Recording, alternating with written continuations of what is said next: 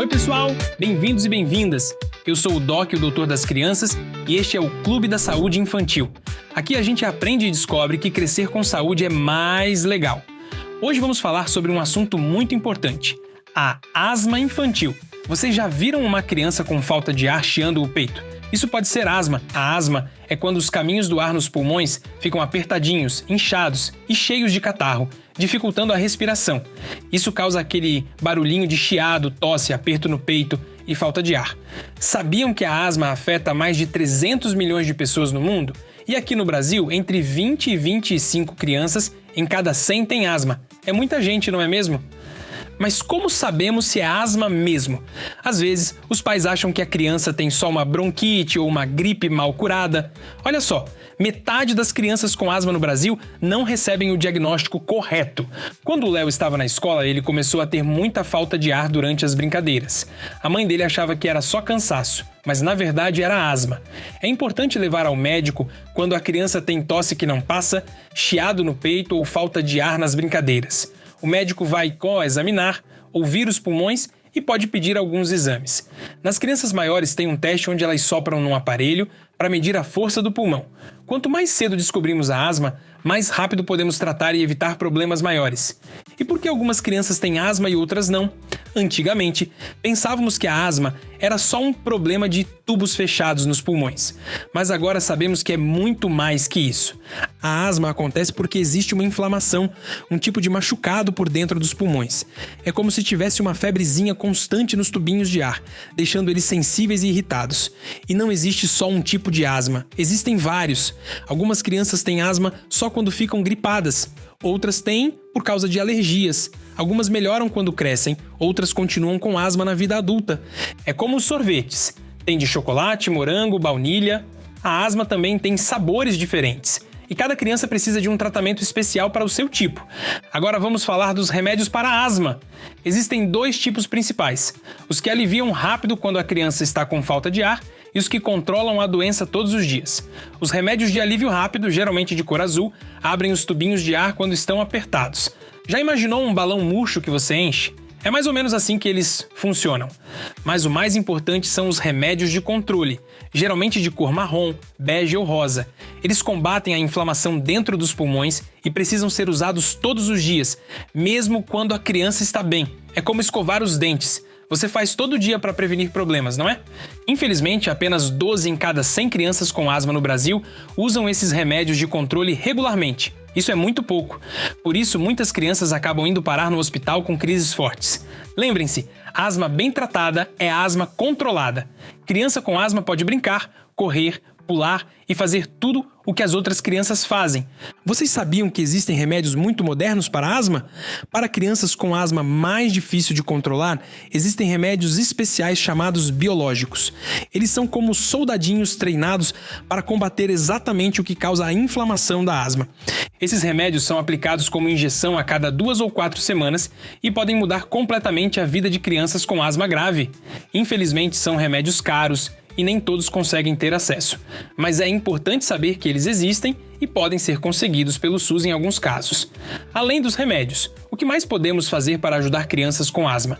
Vamos falar de coisas importantes que todo mundo pode fazer em casa. Primeiro, controlar o ambiente. Ácaros, aqueles bichinhos minúsculos que vivem na poeira, podem piorar a asma. Por isso é importante manter a casa limpa e arejada, principalmente o quarto da criança, lavar as roupas de cama com água quente toda semana, evitar bichos de pelúcia na cama e se tiver mofo nas paredes, é preciso resolver isso.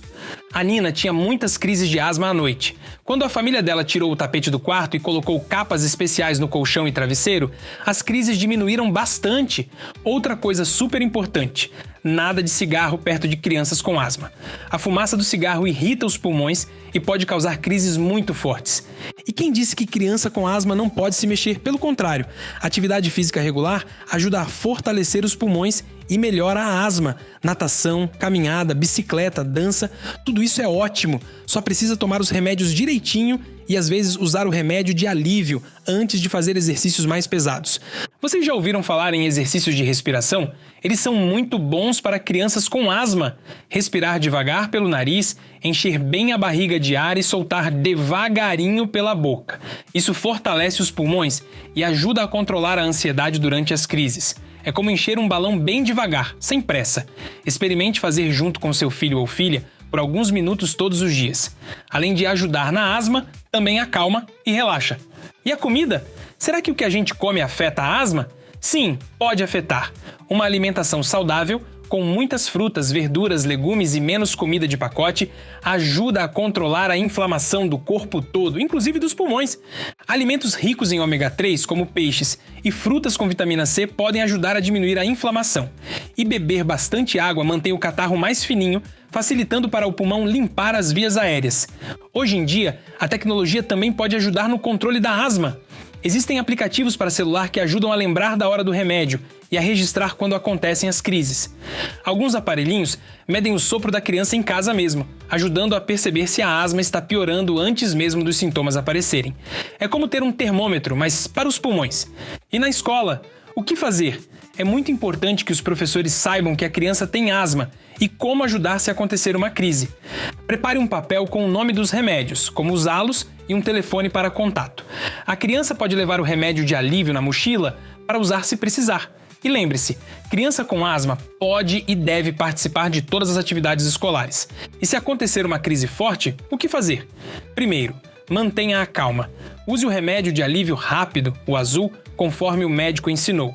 Faça a criança sentar com as costas retas, um pouco inclinada para frente. Dê água em pequenos goles. Se a criança não melhorar depois de usar o remédio, ou se ela ficar com os lábios roxos, muito cansada para falar, ou com o peito puxando muito, leve imediatamente ao pronto-socorro mais próximo. Lembrem-se que crise de asma é coisa séria e pode precisar de atendimento médico rápido. Uma ferramenta muito importante para quem tem asma é o plano de ação. É como um mapa que mostra o que fazer em cada situação. O plano de ação tem 3 zonas, como um semáforo. Zona verde, tudo bem, continue o tratamento normal.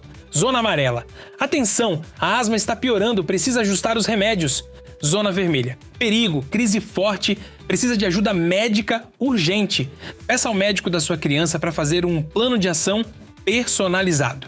Coloque na geladeira e leve uma cópia para a escola. E o futuro? O que podemos esperar para o tratamento da asma? Muita coisa boa está chegando. Cientistas estão desenvolvendo remédios cada vez mais específicos para cada tipo de asma. Também estão descobrindo como prevenir a asma antes mesmo dela aparecer, especialmente em bebês com risco de desenvolver a doença. Novas tecnologias vão ajudar a prever crises antes delas acontecerem, através de aparelhos que analisam a respiração e até o ar que respiramos. Para finalizar, quero deixar algumas mensagens importantes. Primeiro, asma não é frescura nem manha, é uma doença real que precisa de tratamento real. Segundo, asma bem tratada é asma controlada. Criança com asma pode ter vida normal, brincar, correr e ser feliz como qualquer outra. Terceiro, não pare os remédios por conta própria quando a criança melhorar. A asma é como uma brasinha que pode reacender se você parar de jogar água. E o mais importante, você não está sozinho. Existe tratamento, existem médicos especializados no SUS e com informação e cuidado, podemos vencer essa batalha contra a asma. Se você gostou, compartilha com seus amigos e amigas e segue a gente nas redes sociais. É só procurar @Clube da Saúde Infantil, tudo junto, e tem um monte de conteúdo legal sobre saúde esperando você. Um abraço do Doc e até o próximo episódio.